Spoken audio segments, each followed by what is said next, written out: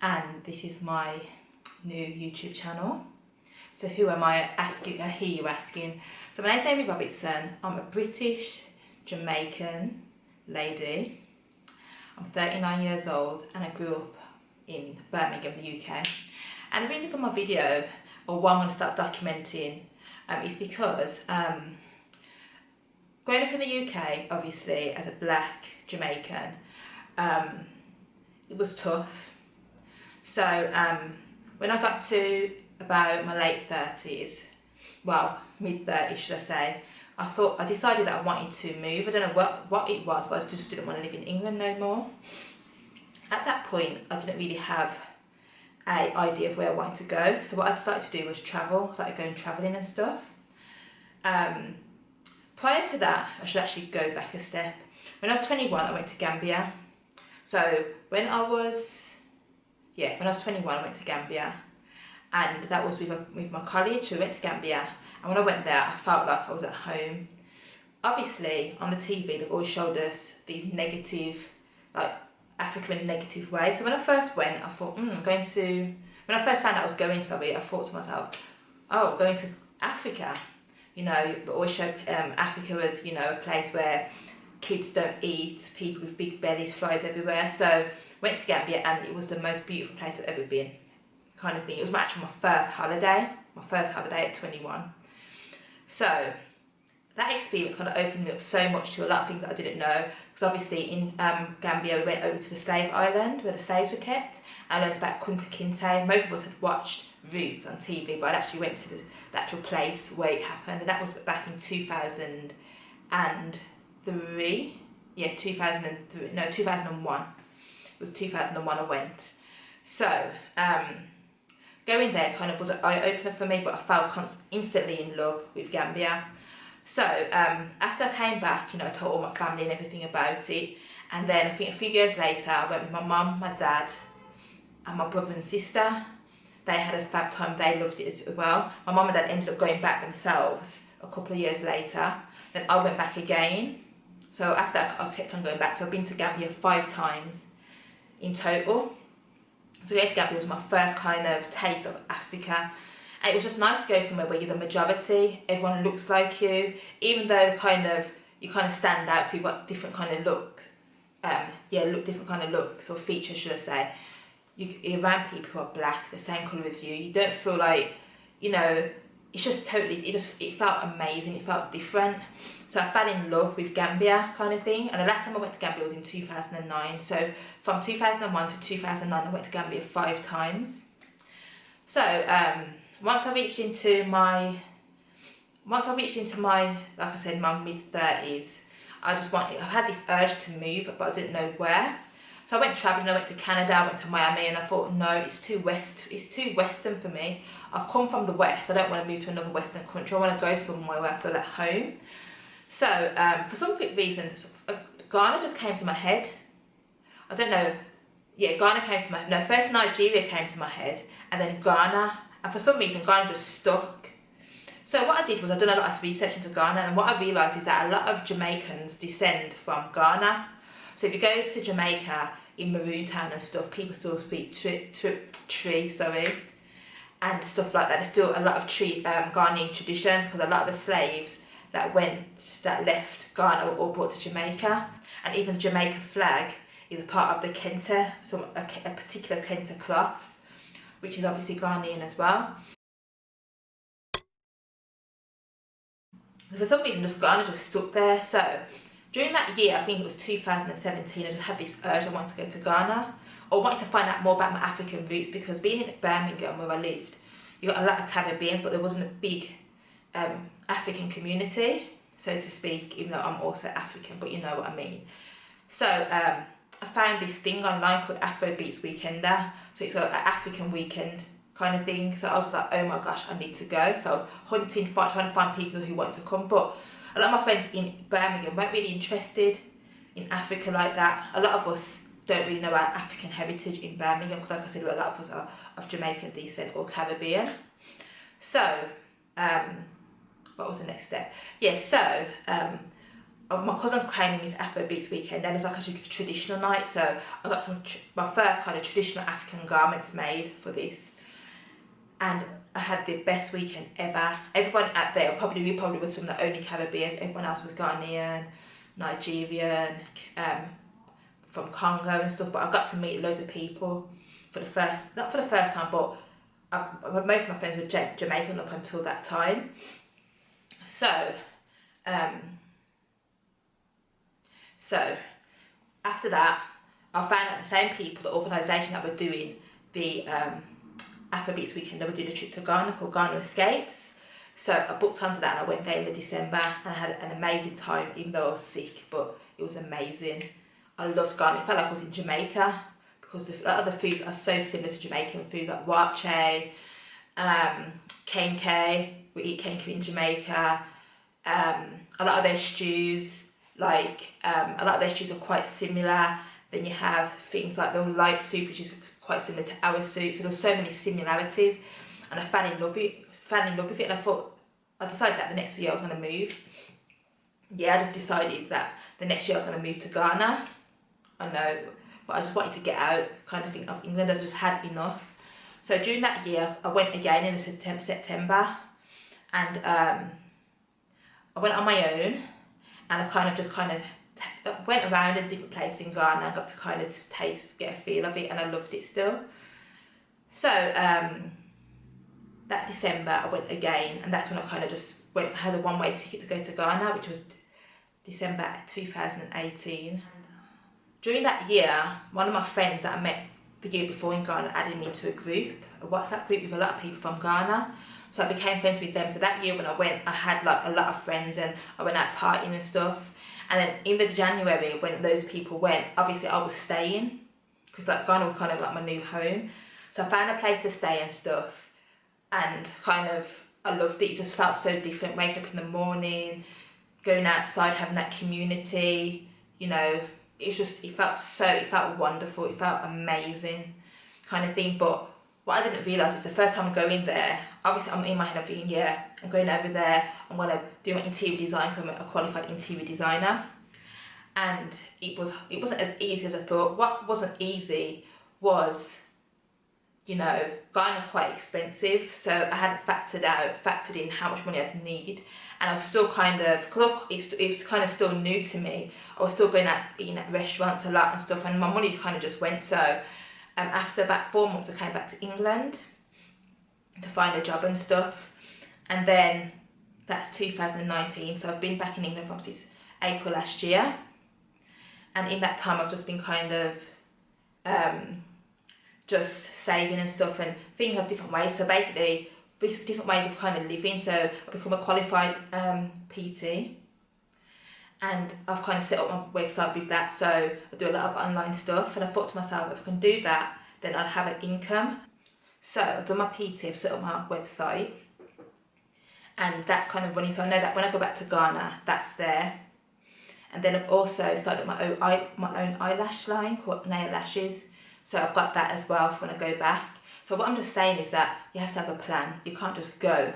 You know, you've got to have an income, because it's not as easy or cheap. It's not as easy or cheap as you think it is. Ghana's expensive, and as it grows, it's getting more expensive. So when I came back, I just kind of put together a plan of what I'm going to do. So I've got my personal training, so I can do personal training if I need to earn money. I've got my eyelash company, so you know that's another kind of income.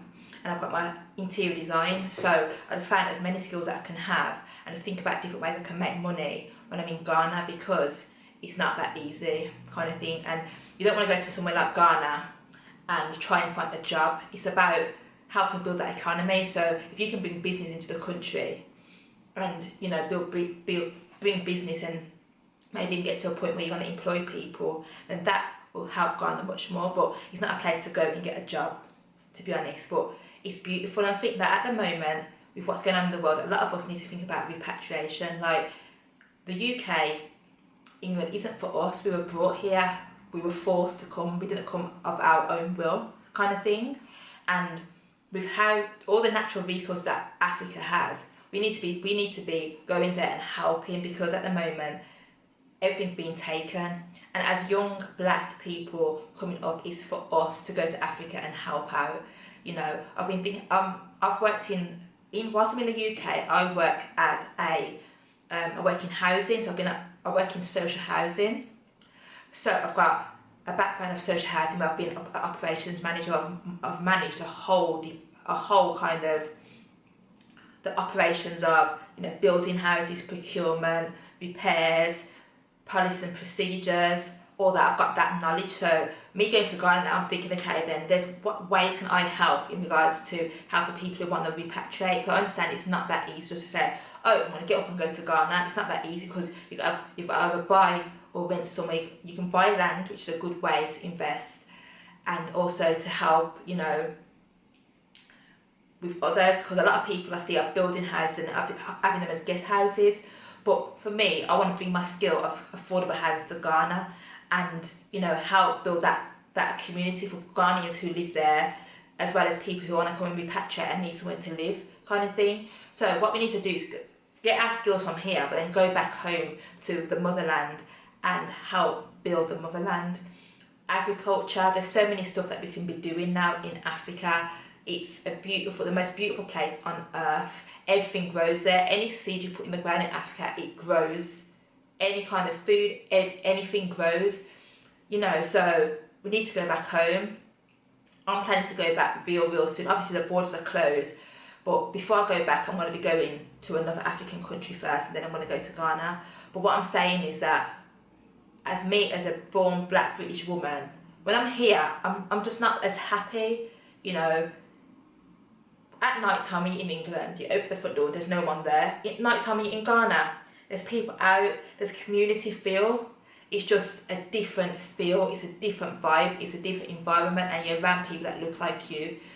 When I go to Ghana and I speak to people or friends about racism, they don't know what racism is, they don't get it, and it's a nice thing in a way, because why should you have to get racism? You shouldn't even be there to have to understand it, if you get what I mean. But people like me in school, in the workplace, I've been subject to institutional racism in school, where, you know, it has you questioning yourself, your identity. Hence that when many of us are growing up in the UK, we're trying to conform to the white man's way. But why should we be conforming, kind of thing? Why?